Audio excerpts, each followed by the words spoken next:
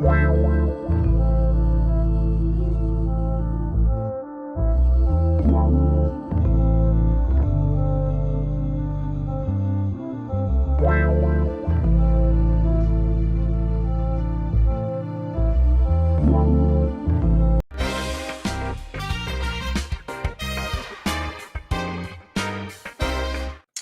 one way that is very natural is to learn from other people, in particular to read information.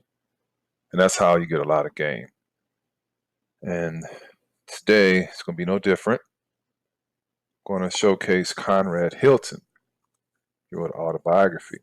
He's the founder of Hilton Hotels. Now, there's a lot of gold in autobiographies.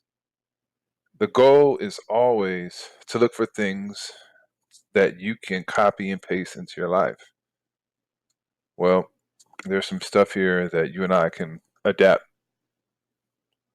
And we have his book right here, Be My Guest. Now, Conrad Hilton's father made his living selling supplies to men working in the backwoods of New Mexico. From his store, he eventually made enough money for the family to leave behind the dusty southwest frontier. They moved to California, where it was hoped Mrs. Hilton could enjoy an easier life. Now, there was a financial crash in 1907. I know it's a long time ago, but this is when this time period was. So Hilton's father was caught actually holding a lot of stock that no one wanted to buy. Now, the family reluctantly had to move back to New Mexico from California, and they took a hard look at their assets. These included a very large adobe house next to a main railway line. The Hiltons decided to turn their house that they lived in into an actual hotel that was located near there. Now, they served meals as well, and it was only $2.50 a day. That business did well. When Conrad was 23, he'd been working for his father for 11 years, and he was finally made a business partner, but was eager to do something on his own. His dream was to own a chain of banks. At 26 years old, he had raised enough money to start a very small one of his own. The First World War happened, and in 1917, he enlisted to go to the military. He returned to New Mexico. His hometown now seemed like a toy town of adobe and wood surrounded by emptiness, he says. He had savings of about $50,000 and big ideas, but was not sure what to do. A friend of his father's gave him some advice. He said, if you want to launch big ships, you have to go where the water is deep. He first went to Albuquerque and continued to pursue his dream of owning a chain of banks. Then another friend of his instructed him to go to Texas, saying, there is where you make your fortune. Now, in 1920, he moved from New Mexico to Cisco, Texas, where he looked around to buy a small bank. Again, his efforts came to nothing. And one day, it dawned on him that this bustling, rundown hotel, the Mobley, might be a better proposition than owning a bank.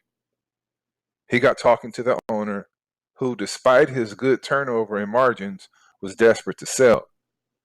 The Mobley was the first of several old doggers that Hilton bought. Decrepit properties, yet with good accounts and room for upside potential. Hilton's dream now shifted to owning a chain of hotels around Texas instead of banks. He bought one, the Waldorf in downtown Dallas. Included in the manager's library was a set of books by seminal inspirational author Albert Hubbard, Little Journeys of the Homes of the Great.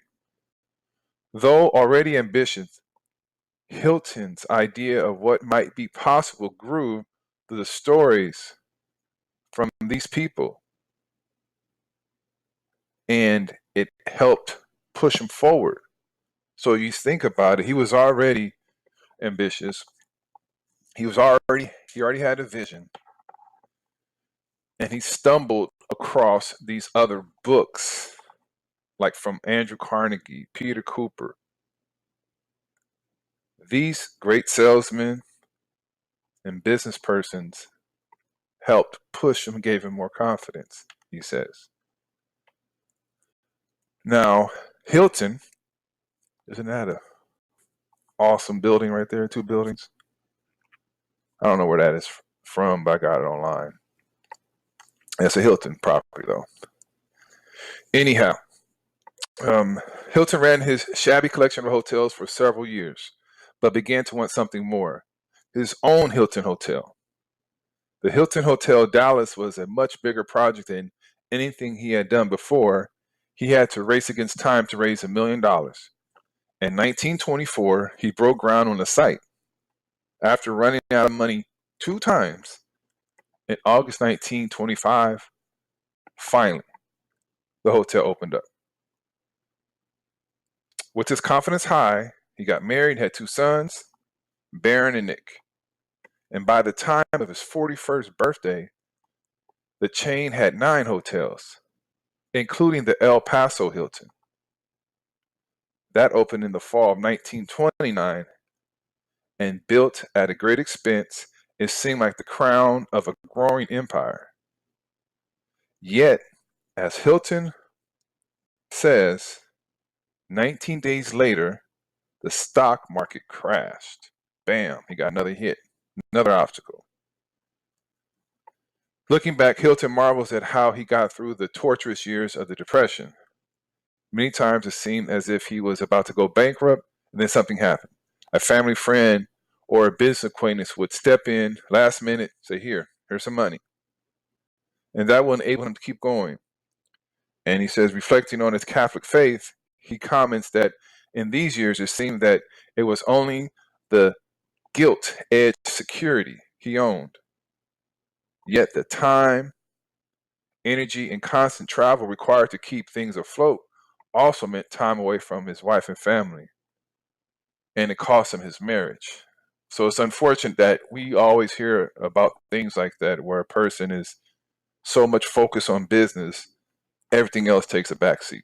Their relationships, their health. And believe me, I'm not trying to promote any of that. Families first. So, but the idea, what you're looking at, what you're hearing, that is still some philosophies and still some type of points that you can take from it, from these stories, as well as any of the stories that I present to you in my series. Now, Conrad, this is in Miami right here, Hilton, Miami. Conrad's mother tip for success in life could be boiled down to one word: pray. His father's philosophy could be reduced to another word: work. By the time he and his siblings had grown up, they had heard pray and work mantra hundreds of times. Yet his brother had noted there must have been some other ingredient that goes in, but I can't put my finger on it. Now, writing the book at age 70, Conrad Hilton recalls sitting in the ballroom of the Waldorf Astoria, which he owned, and wondering whether there was anything to be added to his parents' wisdom. It was only then, at 70 years old, he said, you had to dream. You had to have a vision. Conrad's story provides inspiration for anyone who does not yet know what they want to do but are hungry for a big opportunity. It suggests keeping our eyes and ears open at the net chance meeting, purchase, or trip may be a turning point in our lives that we may take, just as Hilton's discovery of the Mobley Hotel was to him. So you may be thinking that you want to go this way, and then all of a sudden something else pops up. You can be 100% sure, but you just have to be aware of other opportunities and don't be closed-minded.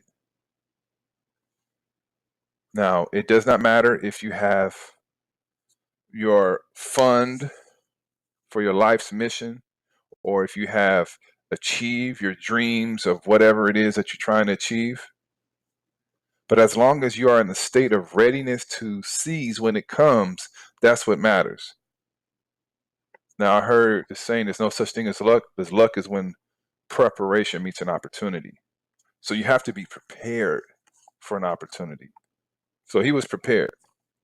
And although, like as I mentioned, he wasn't focused on hotels, but he still knew what he wanted to do, what he wanted to build. So he just changed lanes a little bit, but kept moving. And Wikipedia says that in December 31st, 2018, there were 586 Hilton hotels and resorts in 85 countries in 6 continents. So that's amazing how this company grew. But without his vision, that's the main thing that you should get from this. Without his vision, none of this would have happened. So what kind of vision are you trying to project? What kind of vision are you trying to strive for?